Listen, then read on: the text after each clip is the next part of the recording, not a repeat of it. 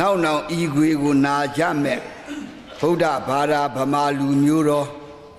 ဘယ်လိုပုဂ္ဂိုလ်ဖြစ်ဘုန်းကြီးကမေတ္တာရက်ခံပါတယ်တရားပလင်ပေါ်မှာသင်္ကန်းတပ်ပဲ့ခြင်းသင်္ကန်းယုံခြင်းမလုံနိုင်ဘူးဘယ်ပဲလက်ကကားပေါ်ကဆင်းတာခိုင်းမိသွားလို့လက်ကတ်သွားတယ်သင်္ကန်းမယုံခြင်းကိုတပ်ပဲ့ခြင်းကိုမလုံနိုင်တာခွင့်လွှတ်ပါနောက်တစ်ခါဘုန်းကြီးကဗမာလူမျိုးအစ်စ်ပါမကွေးတိုင်းမြို့တစ်မြို့နယ်တဲ့မွေးတာပါဒါပေမဲ့အမှုရန်ဘဝတုန်းကတော်ကြီးကျယ်တဲ့ပုဂ္ဂိုလ်ကိုလူယုံတော်တယောက်အနေခဲ့ရတော့သူများတိုင်းပြည်တွေသူသွားတိုင်းလက်ရသူများတိုင်းပြည်ကလူမျိုးတွေနဲ့ဆက်ဆံရလာတာများလာတော့ဗမာအစ်စ်ပင်ဖြစ်လေကစားတနဲ့တမပြီးတော့ပါအဲ့ဒါလေးခွင့်လွတ်ပါရန်လို့ခွင့်လွတ်ပါရန်ဤတရားကုနာတဲ့သူရောနောက်နာတဲ့လူရောတန်ဃာရောဘုန်းကြီးကလေးနဲ့မေတ္တာရက်ခံပါ၏ကဲစိတ်ပြောင်းရှင်းမခိုးနဲ့စိတ်ချမ်းသာတယ်လို့နေပါမကြမ်းပါတဲ့လူကခြီဆင်းရင်ခြီဆင်းပါအဲ့ဒီတော့ကျုပ်ကလည်းပြစ်သားယုတ်ကြီးမဟုတ်ဘူးလှုပ်ရမှာပဲကုတ်ရမှာပဲယောဂါတွေပေါ့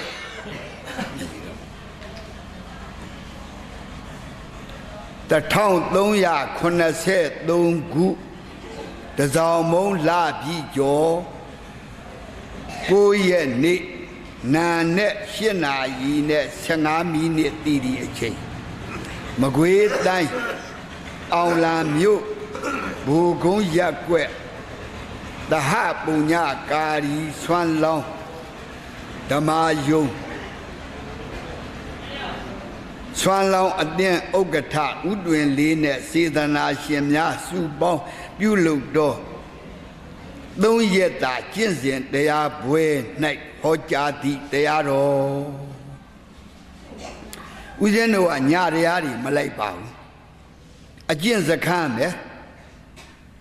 အကျင့်စခန်းလည်းပိုးမပေးဘူး3ရက်4ရက်အများဆုံးပဲအဲ့ဒီတော့ဒီတရားနာတဲ့အချိန်တော့ဖြင့်အလုံးမေတ္တာရခံပါတယ်အရင်ကတိထားတဲ့အတိအရင်ကခမရတို့မိုးကုတ်ဆရာတော်မဟာစီဆရာတော်တဲအင်းဆရာတော်တွေအများပြထားတာရှိကြ၏ခဏဒီတရားနာတဲ့အချိန်လေးတော့အဲ့ဒါလေးတွေခဏမေ့ထားပါခမရတို့ကြည်ထားတဲ့စာအုပ်ပေါင်းစုံတွေကြည်ခဲ့တယ်အဲ့ဒီကြည်ထားတဲ့စာအုပ်ကလေးခဏမေ့ထားလိုက်ပါဒီတရားလေးအာယုံစိုက်နာပါနောက်ကြတော့မကြိုက်တဲ့အခါကြတော့မလုံနဲ့ပေါ့နည်းနည်းပြောမယ်စာဆိုတာအများကြီးသာသနာနောက်ပိုင်း2550ကျော်လာပြီဖယားဟောကလက်ဟန်ချီမပါလို့မရဘူးသုတ်တာတဲ့သုတ်တာနုလောမအာစရိယဝါဒအတနောမတိတဲ့မှတ်ပါ4မျိုးရှိတယ်သုတ်တာဆိုတာဖယားဘုမပေးဘူး3ရက်4ရက်အများဆုံးပဲအဲ့ဒီတော့ဒီတရားနာတဲ့အချိန်တော့ဖြင့်အလုံးမေတ္တာရခံပါတယ်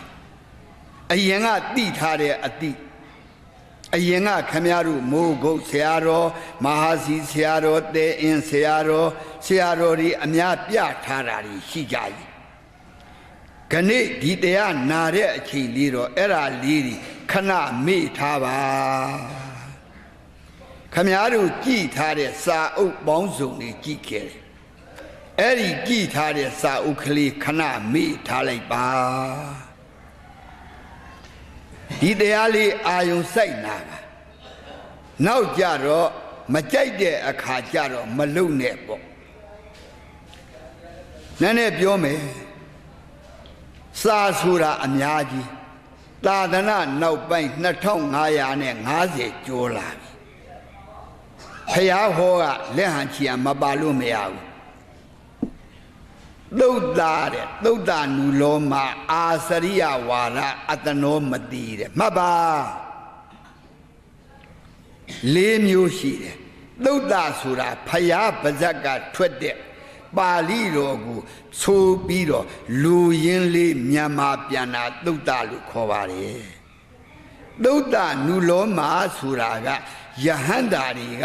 ဖယားဟောတဲ့ဟာပြန်ဟောသူတို့တွေ့တဲ့ဟာတွေပြန်ဟောတာကိုသုတ်တနုလောမလို့ခေါ်ပါတယ်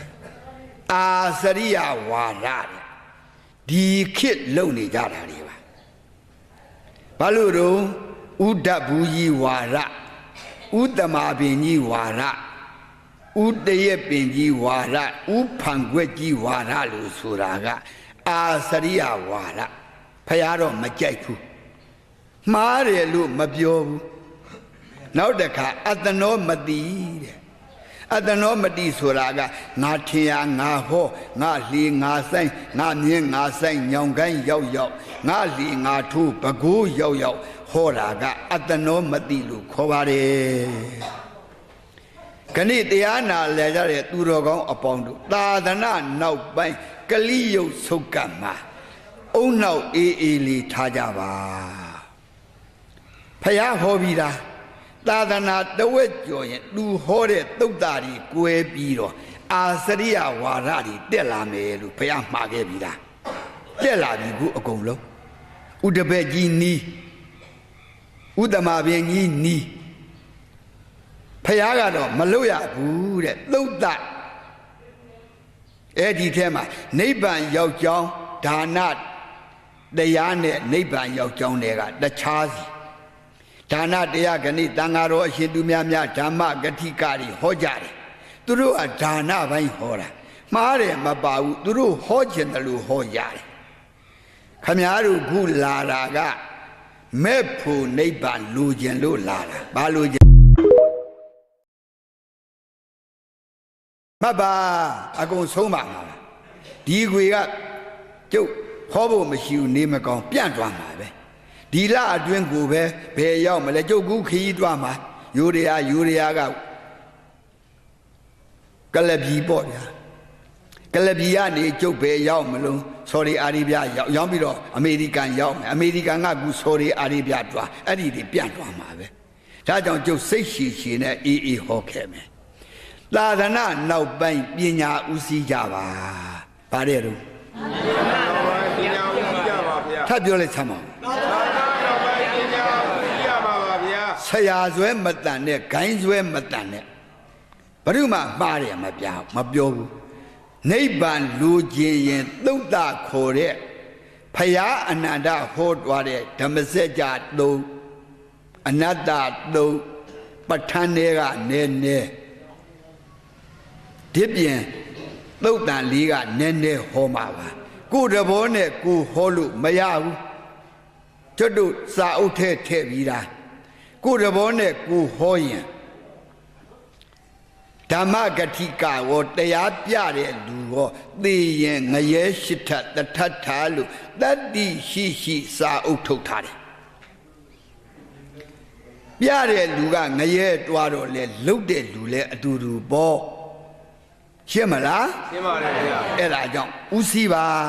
အေးလေးနာပါခမားတို့သိတဲ့အတိတွေခမားတို့ကျင့်ထားတဲ့အကျင့်တွေခဏလေးဘေးဖယ်ထားနောက်တစ်ခါဒီတရားဆုံးအောင်နာပါခဏေခွေနဲ့ဆိုတော့တဏီကုံအပြီးဟောမယ်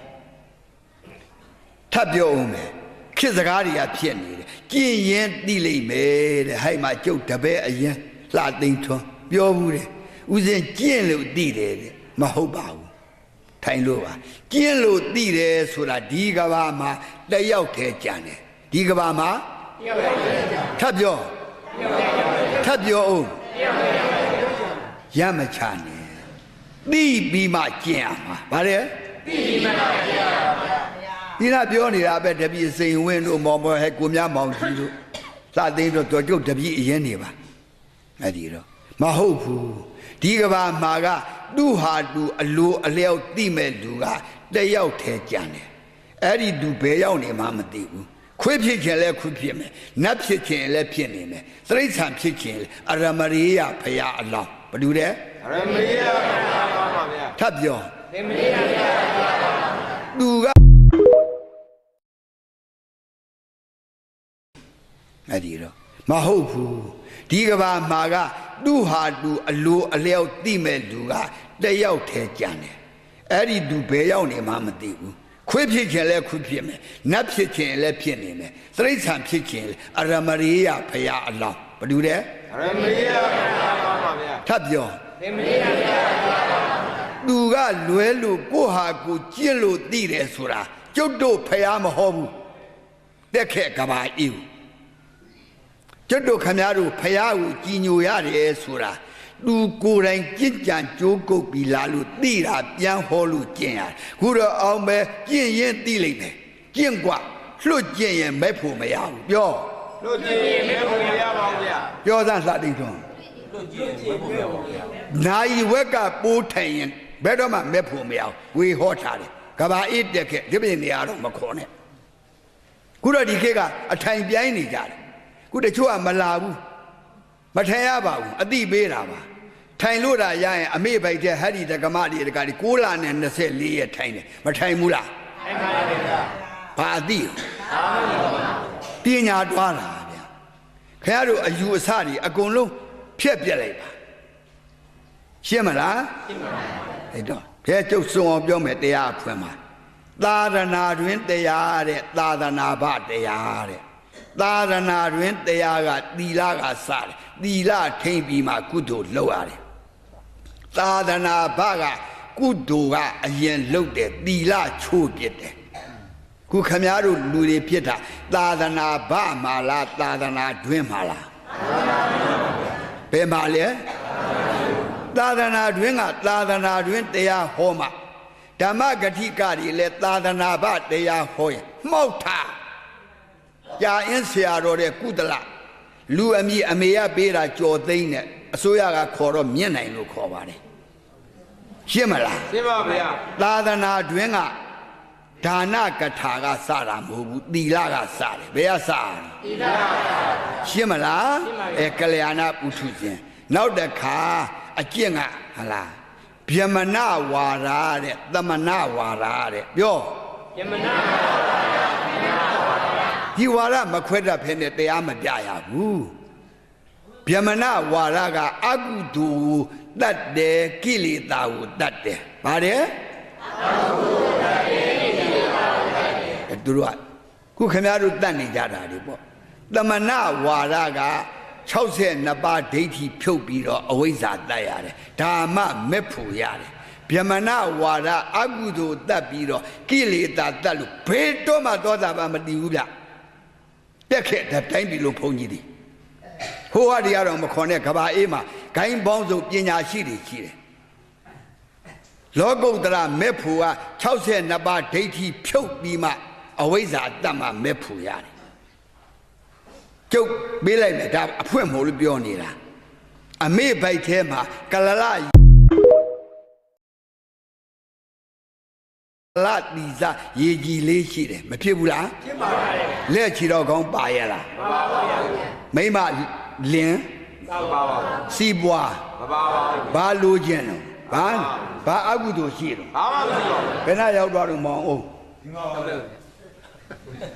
အဲ့ဒီကလေးကဲနင်တို့အမေပိုက်တဲ့ကလလရေကြီးလေးမနေခဲ့ရဘူးလားနေရပါဘူးလောဘရှိပါပါဒေါသရှိပါပါမောဟရှိပါပါလင်မယားရှိပါပါရွှေငွေရှိပါပါအဲ့ဘိုက်တဲ့တဏှတ်နဲ့ချိန်မဲ့ကြောက်ရလားကြောက်ပါပါတီလိုက်တဲ့ကိလေသာတော့မွေးလာတော့သောတာပန်တီသလားရှိပါဘူးပြောင်းပါမင်းတို့ပုဂ္ဂိုလ်မဲ့ငါကြည်ညိုဖို့မပါပါဘူးရှင်းမလားအဲ့ဒါဖျားပေးတဲ့ဥပမာနောက်တစ်ခါဖျားဗျမာနဲ့ဥပမာ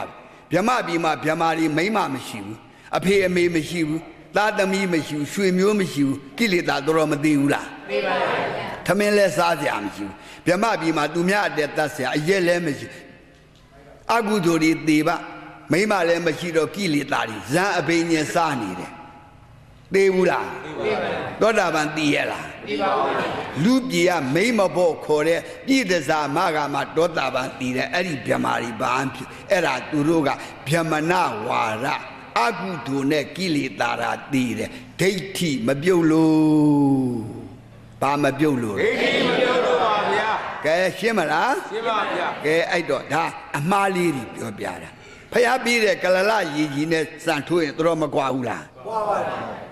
ဟုတ်ရဲ့လားဟုတ်ပါဒါပဲကလလရည်နန်းတို့လည်းဗိုက်ထဲနေတယ်ဘာအကုသိုလ်ရှိလို့မရှိပါဘူးအပြူချောချောလေးကသူ့တို့မယ်ကြိုက်ရလားကြိုက်ပါဘူးနန်းတို့ရောလူပြူချောချောအတို့မယ်ကြိုက်ရလားမကြိုက်ပါဘူးရွှေတွေပြီးတော့လူချင်းရလားလူချင်းပါတီလိုက်တဲ့လောဘလက်လည်းမရှိဘူးခြေထောက်လည်းမရှိဘူးခေါင်းလည်းမရှိဘူးရေးကြီးလေးကြီးပဲအတိမရှိလို့မရပါဘူးတဲ့ကျင့်တာကတော့အဲ့ဘိုက်ထဲလှုပ်ရလားကုတ်ကိုရလားမင်းတို့တဲ့မငြိမ်ဘူးလားငြိမ်ပါဗျာတမာရီအဲ့ထဲကကလေးနဲ့စတင်ထွန်းဘ누구ကတမာရီကောင်းတယ်အဲ့ကလေးဘာဖြစ်တော့ပြောင်းလိုက်ပါဆရာဆွဲမတန်ပါနဲ့လှူတာကတော့ဘယ်ဖုန်းကြီးလူဆေးရတဲ့လူလှူလိုက်ပါပညာနဲ့နာပါဘာနဲ့နာပညာနဲ့နာပါဟောတိုင်းငါဟောတာလဲဟုတ်နိုင်လောက်ရင်မဟုတ်နိုင်လောက်ရှင်းချိန်လို့ပါကဲစိတ်ပြောင်းတော့ဒါအမှားလေးတွေဟောခဲ့တာအဲ့တော့ခုနတော့ငါလို့ကဲခနေ့ကသူတို့ကကျင့်စဉ်လေးတွေတောင်းကြောက်ကနေမကောင်းဘူးအာယုံရောထိသွားလို့တတိတွေလစ်တဲ့အတွက်ကြောင့်စိတ်ပြောင်းတော့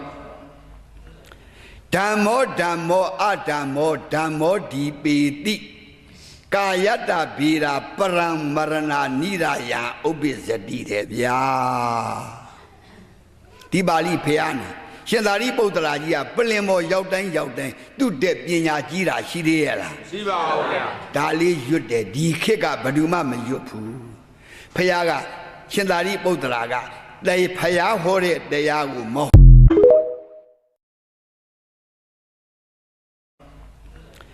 ဓမ္မောအဓမ္မောဒီပေတိကာယတ္တဗေရာပရံမရဏနိရာယဥပ္ပဇ္တိတဲ့ဗျာဒီပါဠိဖျားနေရှင်သာရိပုတ္တရာကြီးကပလင်မောရောက်တိုင်းသူ့တဲ့ပညာကြီးတာရှိသေးရဲ့လားရှိပါဘူးဗျာဒါလေးရွတ်တယ်ဒီခေတ်ကဘယ်သူမှမရွတ်ဘူးဖျားကရှင်သာရိပုတ္တရာကတေဖျားဟောတဲ့တရားကိုမဟောဘူးဟူ၍၎င်းဖျားဟောမဟောတာကိုဟောတယ်ဟူ၍၎င်းဟောတတ်ပြောတတ်တော်သူဒီတဲ့သေလင်ငရဲပါတဲ့သေရန်ငရဲပါထပ်ပြောငရဲပါပါဗျာနာတဲ့လူလဲငရဲပဲကလမဘိုက်ထဲဝင်တော့အသားပဲလို့နေတော့နေပါဗျာတေယုံမဘိုက်ထဲဝင်တော့ရှိပါဗျာအဲ့ဒါပဲတရားနာတိုင်းမရဘူးပလင်မောအင်္ဂလိပ်လိုမပြောရဘူးခုတော့ခင်ဗျားတို့ကလက်ခုပ်တီးထောက်ခံထားတယ်အမလေးတတ်လိုက်ထားတယ်ကျုပ်လည်းမဆိုးပါဘူးကျုပ်လည်းနည်းနည်းပါးတတ်ပါတယ်ဘီအေတော့မအောင်ပါဘူးအဲ့တော့ခင်ဗျားတို့လူတွေကမြောက်ပြီးဟောတဲ့လူတွေကဟောလို့ပြက်ကုန်တာကျုပ်လည်းမဟောဘူး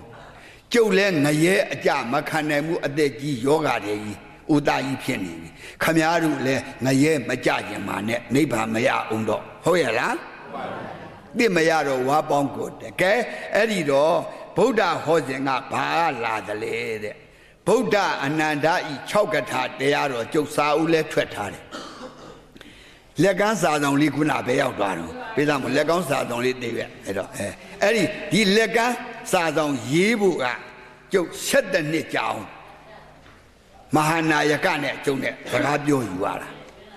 ဘာလို့တော့ဆိုတော့တိုင်းပြည်လုံးကခဏဖြစ်နေတာကယဟန္တာဒီမေတီလဝက်မှာဘုန်းကြီးဝက်မှာရတယ်လို့တိုင်းပြည်လုံးဝေါ်ဟာရဖြစ်နေတယ်။ဘာဝက်မှာမေတီလာဘုန်းကြီး။ကိုင်းလှသိန်းထွန်းတပည့်မင်းဘုန်းကြီးဝက်နိုင်သလား။မဝက်နိုင်ပါဘူး။မောင်အောင်ဝက်နိုင်သလား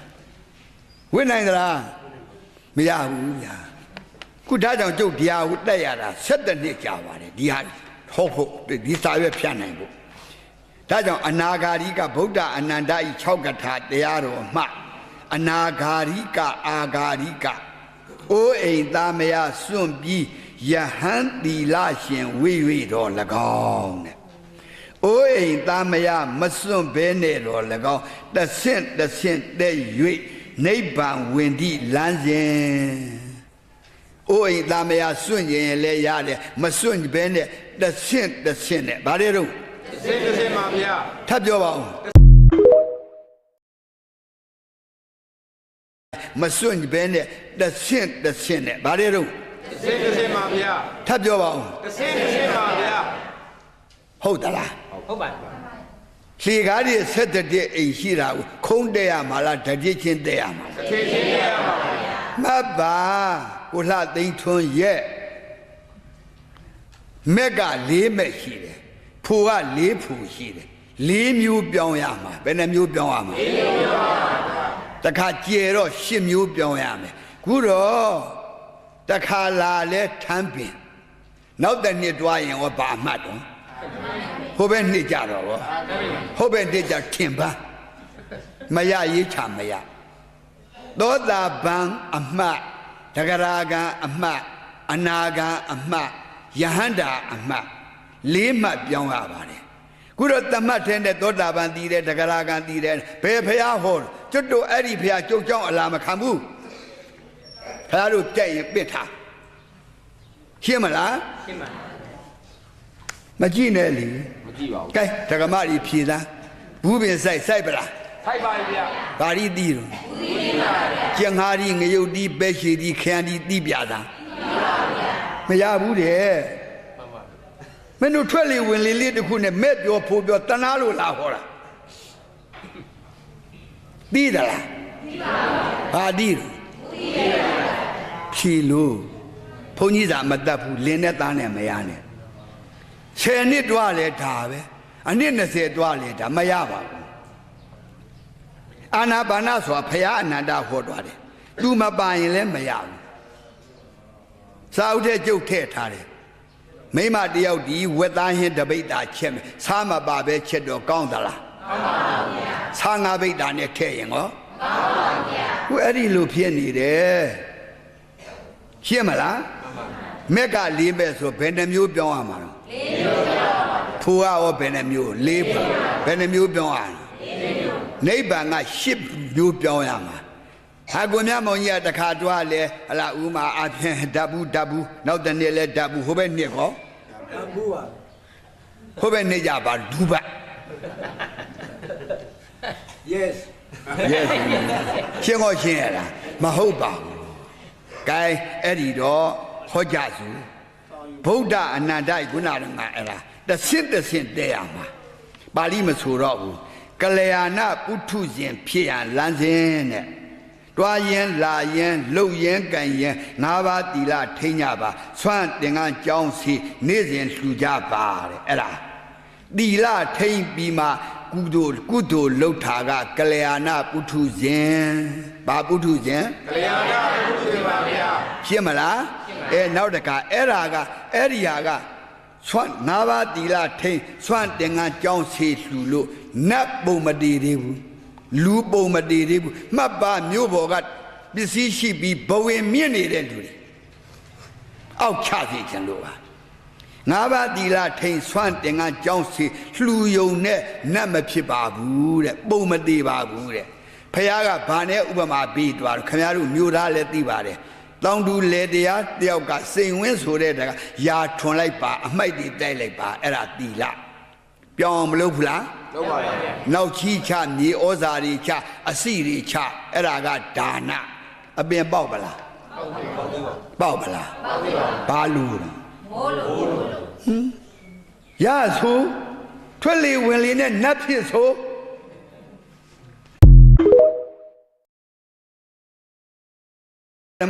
မောင်အောင်ကယာထွန်တယ်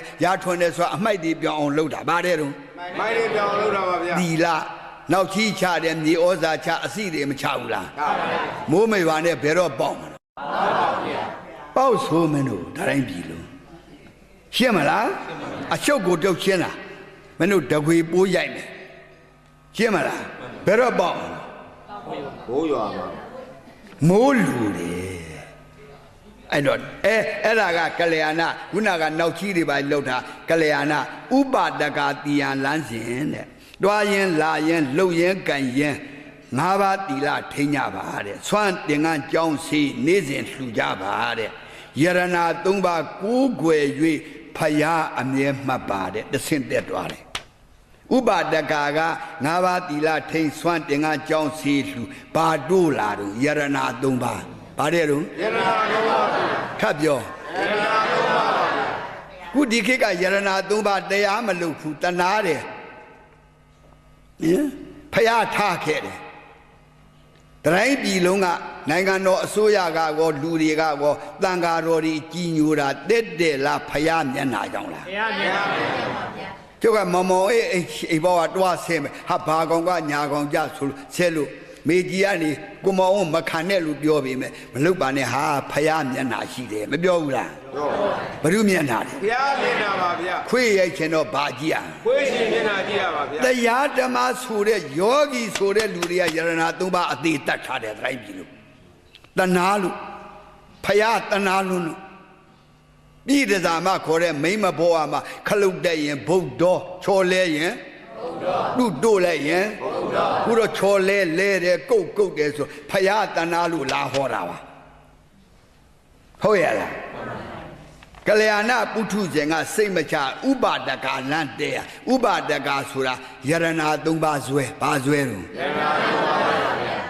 ခုယရနာ၃ပါးမှတ်တယ်လူဘယ်လိုရှိလို့ရှိယိုရင်ယိုတယ်တိပေါက်ရင်တို့ရင်တို့တယ်ကျုပ်တနေ့ကဇကိုင်းဟောခဲ့တယ်နန်းတို့တို့ရင်ဘယ်လိုမှတ်တော့တို့တယ်ပေါ်တယ်ပနိုင်ရင်ငေါ်လို့နန်းတယ်ပေါ်တယ်အဲ့ဒါရှင်းဆက်ခဲ့ပါဦးမှရှင်းမလားဥပါဒကကဘာဆွဲရမှာလဲယရနာ၃ပါးကလျာဏပုထုဇဉ်က၅ပါးသီလထိန်ဆွမ်းတင်ကကြောင်းစီလှူသူကကလျာဏပုံမတည်ဘူးရှင်းမလားဘုရားကမိဘုံပြန်တဲ့ဥပမာပြသွားတယ်မိဘုံပြန်ကောင်းငင်တက်မယ်ဘယ်နေရာကြမယ်လို့ပြောလို့ရလားမရပါဘူးဥပဒကကြမှာလှေတကွင်းဥပဒကကလှေတကွင်းကတက်ပြီးကိုဆွဲလို့မရဘူးလားအဲ့ဒါလေးအစင်လိုက်ဟောကြအောင်မကောင်းဘူးလားကောင်းလားနောက်တစ်ခါတရားဥဆုံးအောင်ဖောက်သောတာပန်တီယံလမ်းစဉ်တွားရင်လာရင်လှုပ်ရင်ကန်ရင်၅ပါးတီလာထိန်းကြပါဆွမ်းတင်ကန်းကြောင်းစီနေ့စဉ်လှူကြပါ62ပါးဒိဋ္ဌိဖြုတ်လိုက်ပါအပူအေးအောင်အကြောင်းအကျိုးကိုသိပါအကုသိုလ်ကင်းအောင်မြင်သည်များကြားသည်များဗုဒ္ဓလို့မှတ်ပါဥပဒကကတောတာပန်တည်ခြင်းတော့62ပါးဒိဋ္ဌိဖြုတ်ရမယ်ဘာဖြုတ်ရမလဲသူ့အမှတ်ကရောဘာတော့ဗုဒ္ဓတောတာပန်ကရောတောတာတွားရင်လာရင်လှုပ်ရင်ကန်ရင်၅ပါးတီလာထိန်းကြပါဆွမ်းတင်ကန်းကြောင်းစီနေ့စဉ်လှူကြပါ62ပါးဒိဋ္ဌိဖြုတ်လိုက်ပါအပူအေးအောင်အကြောင်းအကျိုးကိုသိပါအကုသိုလ်ကင်းအောင်မြင်သည်များကြားသည်များဗုဒ္ဓလို့မှတ်ပါဥပဒကကတောတာပန်တည်ခြင်းတော့62ပါးဒိဋ္ဌိဖြုတ်ရမယ်ဘာဖြုတ်ရမလဲသူ့အမှတ်ကရောဘာတော့ဗုဒ္ဓတောတာပန်ကရောတောတာပန်ကရောဖယားတတ်ထားတယ်တနာလို့တောတာပန်လဲဗုဒ္ဓမှတ်ထားခုဗုဒ္ဓမရှိဘူးဘယ်ကြောင့်ထိုးထားတော့မသိဘူးပါရဲ့မပါပါဘူးတနာတယ်ဘာလူမျိုးလဲဗုဒ္ဓပါဘုရုကိုယ်ွယ်ရမှာလဲဘုရားကိုယ်တိုင်းပြည်လုံးနာဘူးလားနာပါတယ်အဲ့ဒါနဲ့နိဗ္ဗာန်မရလို့တဂရာဂံတီယံနဲ့တဆင့်တက်ရတယ်တွားရင်လာရင်လှုပ်ရင်ကန်ရင်၅ပါးသီလထိန်မှာဆွမ်းတင်ကန်းကြောင်းစီနေ့စဉ်လှူဒန်းပါအပူအေးအောင်အကြောင်းအကျိုးကိုသိပါတဲ့ကိလေသာခေါင်းပါအောင်မြင်နှမြကြားနှမြအနိစ္စခေါ်အပြည့်လို့မှတ်ပါတဂရာဂံတောင်ကိလေသာတတ်လို့မရောက်ခေါင်းပါယုံပဲရှိတယ်ပါတယ်ခေါင်းပါယုံပါပဲဗျာခုတော့တွားတော့လဲနောက်ကမိမကြီးကကိုဝန်ဆောင်ကြီးနဲ့ကိလေသာတတ်တယ်ဆိုတော့မဖြစ်တော့လို့ပြောနေတာပါဟုတ်ပလားတဂရာကအနိစ္စပွားတာအနိစ္စပွားတာတောင်ခေါင်းပါယုံပဲရှိတယ်တဲ့ရှင်းမလားနောက်တကအဲ့ဒီတဂရာကနဲ့တဂရာကကဗုဒ္ဓတဂရာဂမိမဲ့ဆိုင်တဲ့လူကဗုဒ္ဓပဲမှတ်တယ်ဖို့ရောက်မှအနိစ္စမှတ်တာအဲ့ဒါနဲ့နိဗ္ဗာန်မရလို့သူကအနိစ္စမှတ်ရင်သုတ်တိတာနတ်ပြည်ရောက်တယ်အပြည့်မြင်ရင်ဗြဟ္မာပါရီသစ္စာဘုံဗြဟ္မာပရောဟိတမဟာဗြဟ္မာပရိဒါလူကအပ္ပမနာလူက၅ဘုံတွားရောက်တယ်အဲ့ဒါမှဗြဟ္မာပြည်ပဲရှိသေးတယ်ကဲအဲ့ဒါနဲ့မရလို့အနာဂံတီယံလမ်းစဉ်နဲ့ဗါတယ်တော့ တွားရင်လာရင်လုံရင်ကန်ရင်ငါးပါးသီလထိန်းကြပါဆွမ်းတင်ကကြောင်းစီနေ့စဉ်လှူကြပါအပူအေးအောင်အကြောင်းအကျိုးကိုသိပါကိလေသာကင်းအောင်မြင်သမျှကြားသမျှ96ပါးခေါ်ဒုက္ခလို့မှတ်တယ်အနာဂံတည်အောင်ဒုက္ခမှတ်ရမယ်ဘာမှတ်ရမလဲဘာမှတ်ရမလဲခုဒုက္ခတရားမလို့ဘူးအိုနာတိတိုင်းပြည်လုံးတရားမလို့ဘူးသူကဒီတကွေကတီးတအဖွင့်မနုပုံခါလေးပါကြားလားအဲ့တော့အိုနာတိတရားမလို့ဘူးညာမှားနေတယ်ဖယားကိုယ်တော်မြတ်ကြီး၄တင်ချေကဘာတတိ၈တင်ချေ36တင်ချေနဲ့ပါရမီတွေဖြစ်ဖယားပြောတာသူမျက်လုံးတွေထုတ်လှူတာမပုတ်မဆွေးရှိရင်နဲ့ကောင်းကင်ကကျင်တဲ့အလားသဏ္ဍာန်ရှိပါတယ်တဲ့သူခေါင်းတွေဖြတ်လှူတာမပုတ်မဆွေးရှိမဲ့ဆိုရင်မြင့်မို့တောင်လောက်ကြီးပါတယ်တဲ့အဲ့ဒါတောင်မှပဲရတော်တွေကကြော်နာမှာကတ်အိတ်နေသေးတယ်ဖယားဖြစ်မဲ့ဘဝမှာဖယားမှာမိမ3000နဲ့တယောက်ရှိတယ်ဖယားမဖြစ်ခင်ကရာမတုပဆိုတဲ့နမ်းမတစ်ဆောင်မှာတစ်ဆောင်ဖအေကတောထွက်မှာဆိုလို့အဲ့ဒီပု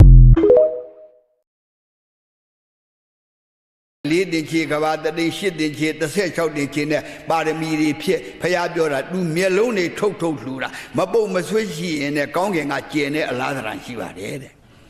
သူခေါင်းတွေဖြတ်လှူတာမပုတ်မဆွေးရှိမဲ့ဆိုရင်မြင့်မို့တောင်လောက်ကြီးပါတယ်တဲ့အဲ့ဒါတောင်မှပဲရတော်တွေကကြော်နာမှာကတ်အိတ်နေသေးတယ်ဖယားဖြစ်မဲ့ဘဝမှာဖယားမှာမိမ3000နဲ့တယောက်ရှိတယ်ဖယားမဖြစ်ခင်ကရာမတုပဆိုတဲ့နမ်းမတစ်ဆောင်မှာတစ်ဆောင်ဖအေကတောထွက်မှာဆိုလို့အဲ့ဒီပုဂ္ဂိုလ်ကြီးတောင်နတ်တွေကဟေးဂေါရမတော်ကြီးမိမရီနာตายာနေတယ်မဖြစ်ဘူးပါရမီရှင်ကြီးတတ္တဝါတွေနာလိမ့်မယ်ဆိုတူအိုတူနာတူသေးမပြဘူးလားဘာမြင်မှတောထွက်တယ်ဘာမြင်မှတောထွက်တယ်ပါရမီရှင်ကြီးခုအဲ့ဒါကိုတရားမလုပ်ဘူးအိုနာတိပြတဲ့လူတွေတနာလို့ပါမသေးသေးလို့စာအုပ်ထဲထည့်ထားတယ်ပြတဲ့လူတွေငရဲရှစ်ထတထတက်ခဲ့ကပါဤဟိုနေရာဒီနေရာတော့ပူညာမလုပ်နဲ့ကျုပ်ကနိုင်ငံရေးမဟောဘူးအစိုးရမပုတ်ခတ်ဘူးဟာဒီရောက်ွက်ထဲကဆယ်ရင်ကောင်းတော့အပြစ်မပြောဘူးခိုင်းဖယားတောင်ဘာမြင်မှတောထွက်တော့အိုနာတိပါရမီရှင်ကြီးဟုတ်ရလားခေမာမီဗျာဆိုတာဗိမိတာရမင်းကြီးအလှပါကြက်လိုက်တာလွန်းလို့လင်ကနေပြီးတော့ခုပြောတယ်မပါလာဘူးတနာလို့အဲ့တော့ခေမာမီဗျာကြီးမြတ်စွာလင်ကနေပြီးတော့6ချက်ကျိမ့်ပေါင်းလွှဲလိုက်တော့ဖယားစီရောက်တော့ဥနာတိပြမှာအဲ့ဒီဒကမာယဟန္တာဖြစ်တယ်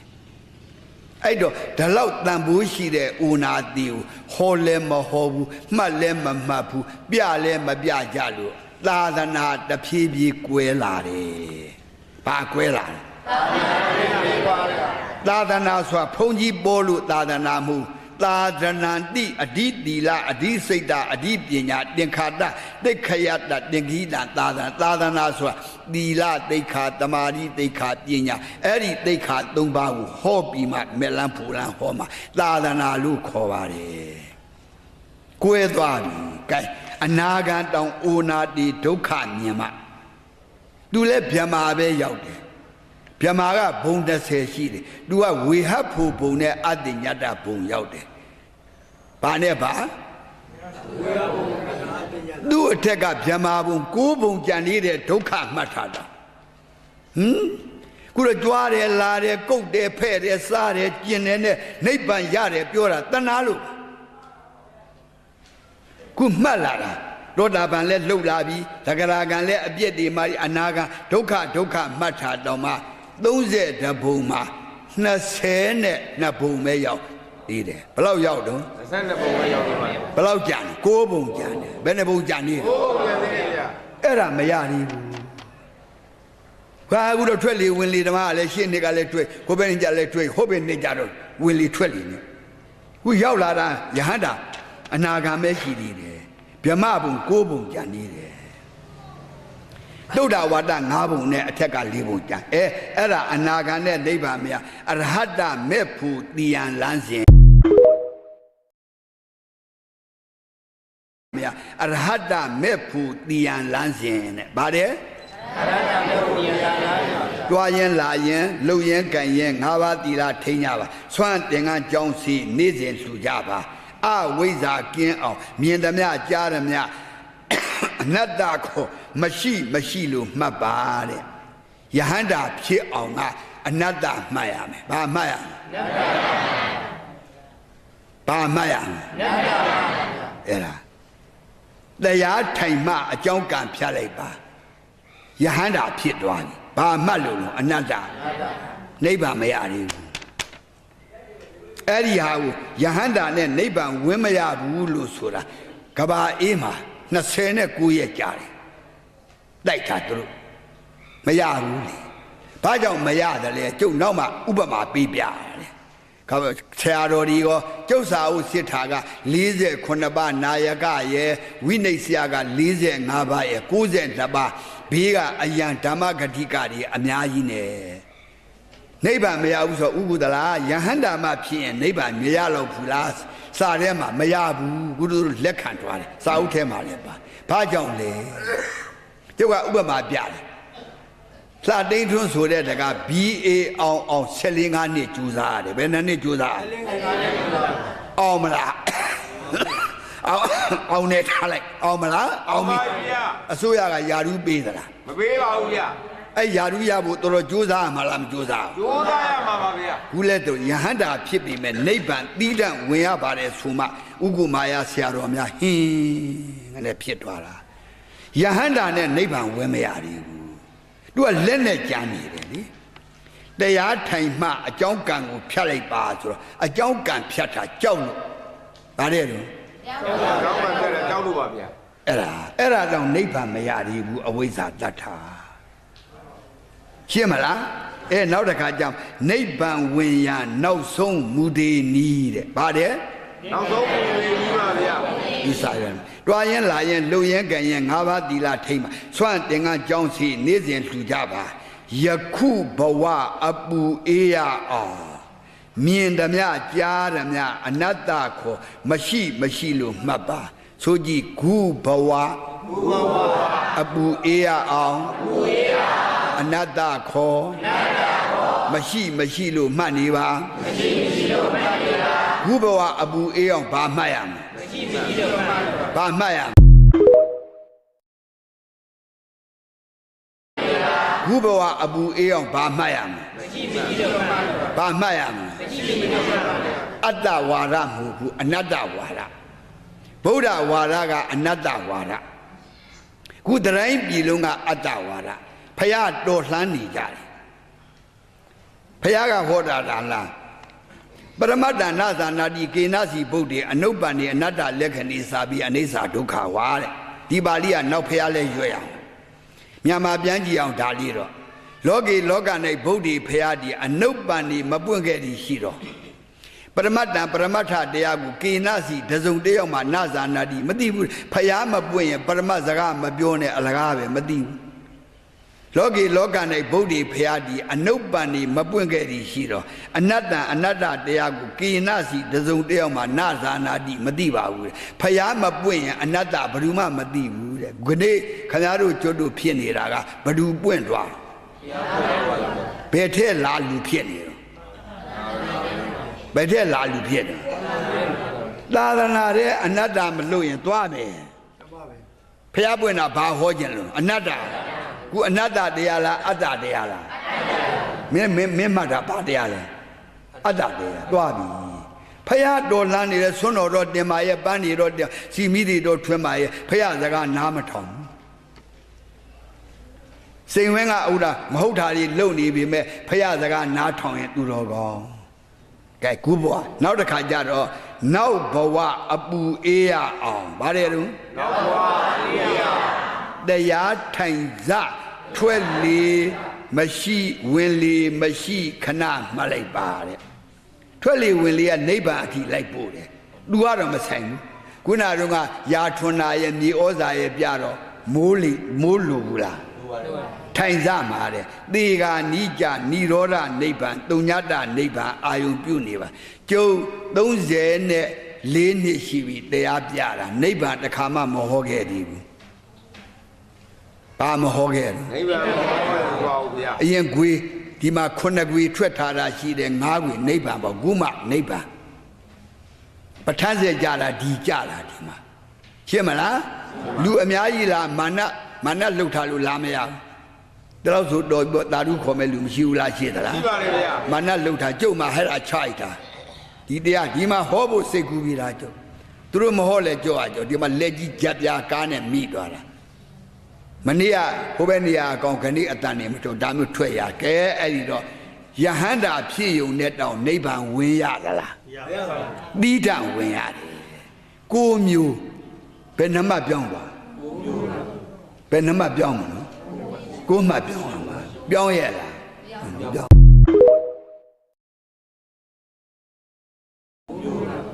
ဘယ်နှမပြောင်းမလို့ကိုမှပြောင်းအောင်ပါပြောင်းရလားပြောင်းတခါလာလဲထွက်လေဝင်စာအုပ်ထဲထည့်ထားတယ်အပြည့်မပြောဘူးထွက်လေဝင်လေဖျားဟောတယ်ဟုတ်လားငါစာအုပ်ထဲမှာမတို့ကမဖတ်လို့ပါကြော်သိမ့်ကြည့်နေလို့လားစာကြည့်ပါဘုန်းကြီးသာတလုံးမှမတတ်ဘူးကျမ်းစာအုပ်ထုတ်ငါ့ကိုစောင့်မြင်ကတ်လို့စာအုပ်ထွက်မှဆိုလို့ဝိုင်းစစ်တာမရဘူးကဲအဲ့ဒီတော့ဒီစာရွက်ရဲ့အကြောင်းတရားကဟုတ်လားအဲ့ဒါရှိပါတယ်ရှင်းမလားနောက်တစ်ခါကြတော့30ပုံနဲ့နိဗ္ဗာန်တွားလို့ရလမ်းပြပြီးဆောင်ဖို့တဲ့တရားကျင့်သူမှန်သမျှအမြဲသိရမှာက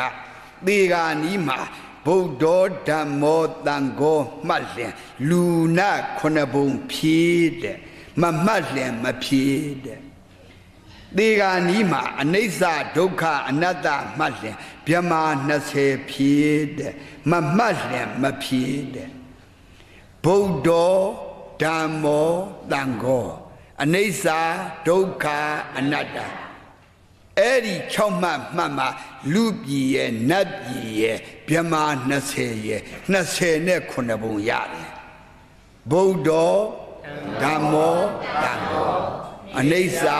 ဒုက္ခအနတ္တအဲ့ဒီ6မှတ်မှဘာရတော့29ပုံလူပြည်ကတပုံနတ်ပြည်က6ထားဗြဟ္မာက20 30ပုံမှာအဲ့ဒီ6လုံးနဲ့တတ်မှ29ပုံပဲရသေးတယ်4ပုံကျန်တယ်ဘာကျန်လဲ4ပုံပါဗျာဟဲ့လားသေဂာနီးမှာတဲ့အဲ့ဒီ6မှတ်ကပူလို့ကြံတဲ့အမှတ်မှတ်လင်းအပယ်4ပုံဖြည့်တဲ့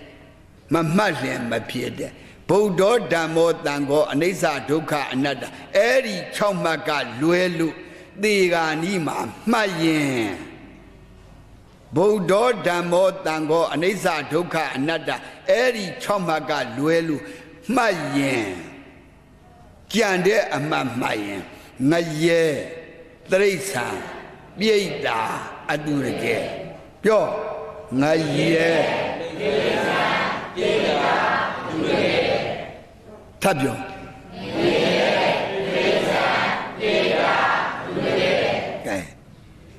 ခုခမားတို့မှတ်ကြတယ်တပည့်တွေပါသားသမီးလို့ထားစေရနာနဲ့ပြောတာပါသူတို့နဲ့ဆိုကြုတ်ကသားသမီးအရွယ်ကိုမြမောင်ကြီးတို့ကောအဲ့ဒီ6မှတ်ထဲကတမှတ်မမှတ်ဘူးလားမှတ်ပါတယ်ဘယ်တော့မလို့ဘယ်တော့မလို့ကြည့်ဘာခဏတော့ပြောတောင်ပြောနေခွေးဗုဒ္ဓဓမ္မောတန်ခောမှတ်မှလူနဲ့နတ်ဖြစ်မယ်ဗါတယ်ဗါတယ်ဘုရားတော်အနိ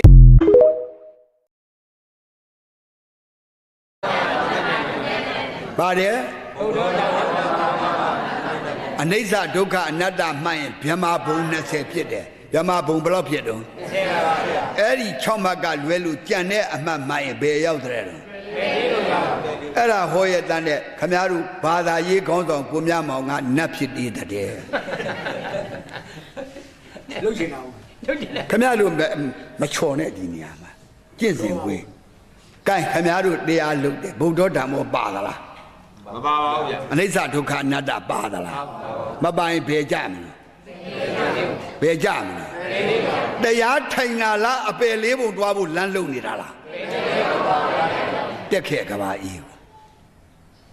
ဟေတုပစ္စယောတိဟေတုတံပယုတကနာဓမ္မနာတံသမုဋ္ဌာနာနိစ္စရူပနာဟေတုပစ္စေနာပစ္စယောပဋ္ဌံဆိုနေရာတိုင်းမရွတ်ဘူးလား အဲ့ဒီပါဠိမြန်မာပြန်ကြအောင်လေတရားဟောပြတဲ့ပုဂ္ဂိုလ်တွေယေဝယေနဟိတတ္တယတဏှာယပိတိဝိတေယဥပ္ပစ္စတိဒေါတေနသန္တဇာတိယဒေါတတတိနာနိရာယဥပ္ပစ္စတိမောဟေနမုဋ္ဌနာတဘာဝတာတိရိသနာယောပိဥပ္ပစ္စတိတဲ့လောဘမှတ်ရင်ပြိတ္တာဖြစ်တယ်ဒေါရမှတ်တော့ငရဲကြတယ်မောဟမှတ်တော့တိရိစ္ဆာန်ဖြစ်တယ်ခုနကပဋ္ဌာန်းကလောဘဒေါရမောဟမှတ်ရင်အပယ်လေးပုံအလောဘအဒေါရအမောဟမှတ်မှာလူပြည်နတ်ပြည်ဗြဟ္မပြည်ရောက်တာအဲ့ဒီ6မှတ်ကိုအသေးတတ်ထားတယ်ဘယ်နှမှတ်ကို6မှတ်ကိုသေတတ်တာဘယ်သူတွေတော့သိလားယောဂီလို့အမိခံထားတဲ့လူတွေကတတ်ထားတယ်ခမည်းတော်ကျမ်းနဲ့မောင်းဝင်ခွန့်လွှတ်လိုက်ပါတလုံးပြည်တစားမတယောက်ကတောင်မှပဲဗုဒ္ဓဓမ္မောမမှတ်ဘူးလားမှတ်ပါရဲ့ခလုတ်တိုက်ရင်ဗုဒ္ဓသာတိန်ထုံကပြည်တစားမတိုးလိုက်ရင်ဗုဒ္ဓတရားထောက်မင်းမတိုးထားရမှာပဲရှင်းမလားဒါဖြင့်ယောဂီအမိခံပြီးတရားလုပ်တဲ့လူကဖျားခိုင်းတဲ့အမှတ်မှတ်သလားဖျားပေပါခိုင်းတာမှတ်သလားပေပါခိုင်းတာမှတ်ပါရဲ့မှားဘူးလားမှားသလားမှားပါရဲ့ရှင်းမလားအဲ့ဒါဒါကကျုပ်ကတီးတန့်တကွေဟောပေးတာပါရှင်းမလားအဲ့ဒီတော့ဒီစာရွက်ကဟလားအပီးပဲလင်ဒယူမယဒယူဥစ္စယူယူတဲ့လူမွေးကလေးကယူတဲ့လူအရက်အလွန်အကျွံတောက်တဲ့လူဟာဒါလေးဖတ်ပြီးတော့ကျင့်ရင်ရပါတယ်ဒါကကျုပ်အမှားအမှန်ရှင်းဒါဘာလို့ဆိုဝိပဿနာဏိဒန်းလို့ခေါ်တယ်ဗါတယ်ဝိပဿနာဏိဒန်းပါဗျာဗါတယ်တော့ဝိပဿနာဏိဒန်းပါဗျာရှင်းမလားဝိပဿနာဏိဒန်းဝိပဿနာဟောရမှာမို့လို့ဏိဒန်းဖွဲ့နေတာဒါကြောင့်ဒီအချိန်ကစပြီးနောက်ကမှအပမာဒနဲ့ကလျာဏပုထုဇဉ်ဖြစ်အောင်ဥပဒကတီအောင်တောတာပန်တီအောင်တဂရာဂံတီအောင်အနာဂံတီအောင်ယဟန္တာဖြစ်အောင်ယဟန္တာပြီးနိဗ္ဗာန်ဝင်နိုင်အောင်အမြဲမတွေ့ဆရာကောင်းရှာပြီးတော့ကျင့်ကြံကြိုးကုပ်အားထုတ်ကြစေကုန်တည်း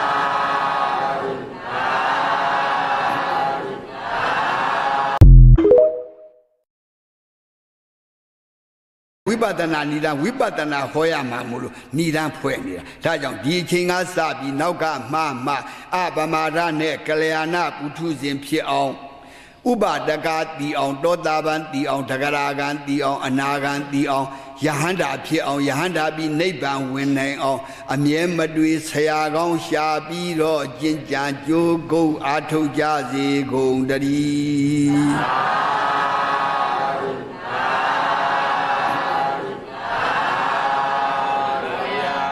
ဘာလဲတော့ဥပချနဲ့ခဏတရားရှိပြန်မချမပြန်ခင်ချတဲ့လူတွေကရှေ့အဆုခဲ့တီချထားမယ်ခင်ဗျားတို့ကဥချတာကကောင်းတယ်လို့နဲ့ကြောက်တွင်ဥချ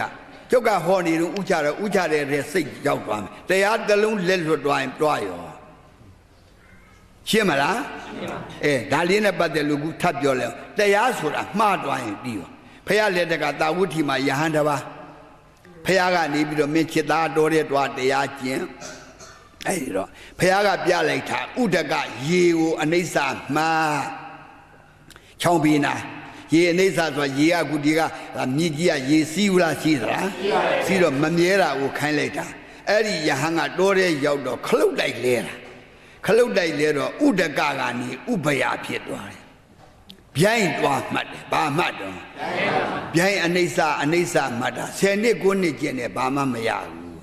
အဲ့တော့တရားကအစင်နဲ့ဟောတော့ဥချတော့ဒီထက်စိတ်ရောက်ရင်တလုံးလစ်သွားရင်တွားရောရှင်းမလားဟိုးအရင်တုန်းကဖះလက်ထက်ကရှိသေးတယ်ဒါကြောင့်ဝိပဿနာအမှားကြီးပြတာနာဒရက10ပါးလောက်ရှိတယ်အမည်နာဒရမထေရမြတ်စွာဘုရားကနေပြီးရှင်သာရိပုတ္တရာကတရားပြတယ်10နှစ်ပြတယ်ဘယ်နှစ်တုန်း10နှစ်ပါဗျာထပ်ပြောပါဦး10နှစ်ပါဗျာဘယ်သူပြတာလဲဘုရားပြတာဘယ်သူပြတာလဲသူတဲ့ပညာတတ်တာရှိသေးရဲ့လားရှိပါဘူးသူတောင်တရားပြမှားတယ်တရားကျင်တော့10နှစ်လောက်ရှိတော့မဲ့ဖို့မရတော့တပည့်တော်မဲ့ဖို့မှမရဘူးတော့ထွက်တော့မယ်ဘုရားတဲ့အမေလှုပ်ကြွေတော့မယ်တဲ့မိမယူပေးရှင်သာရိပုတ္တရာလည်းမတော့ရှင်သာရိပုတ္တရာတရားပြတာနော်10နှစ်တိုးထဲမှာဆွန်လေးခံစားတထေသာမယားတွေပြစ်ပြီးနေစိတ်ညစ်သွားတယ်ဘုရားကလောကဗရုကေယဩจิตသားနာဒရကအများကြီးရှိတယ် အဲ့တော့သူဒီမဲ့ဖို့မရလို့လူထွက်တော့မယ်နာတော့မယ်ဆိုအဲ့ဒီနာဒရကြွလာတဲ့လမ်းကိုဘုရားကတပိတ်ကလေးလွယ်ပြီးရှေ့ကရက်ပြလိုက်တာဩမြတ်စွာဘုရားဘယ်ကိုများကြွလို့ဘုရားညာလာငါလည်းဒီလိုပဲကွာပြင်းလို့လမ်းလျှောက်တာဘုရားသူစီလာတာအဲ့တော့မင်းကဘယ်သွားမလို့တော့တီလေဟာတပည့်တော်ဘုရားတရားကျင့်တာရှင်သာရိပုတ္တရာကတော်တဲ့ကျင့်တာပဲ10နှစ်17နှစ်ကျင့်တာမဲ့ဖို့မရလို့အမေဖေလှုပ်ကြွေးမှုပြန်တော့မယ်ချစ်သားလေး2 နာရီလောက်နေပါဦးဘယ်လောက်တဲ့2 နာရီလောက်နေပါဦးတမအဲ့ဒါငါပြပါဦးမယ်အဲ့တော့ဘယ်လိုလုပ်ရမလို့ကျွန်းတုံကြီးတတုံယူတဲ့လူတကူစားခံတယ်မှတ်ပါတရားဓမ္မကြဝိပဿနာပလင်ခံသွားတာပါမဟောသေးပါဘူးကျုပ်တရားဓမ္မပဲလို့ချောင်းထဲချားတယ်အဲ့ဒီကျွန်းတုံကြီးပေါ်ပက်လက်လှမ်းမိုးအနိစ္စမှတ်လို့ခိုင်းလိုက်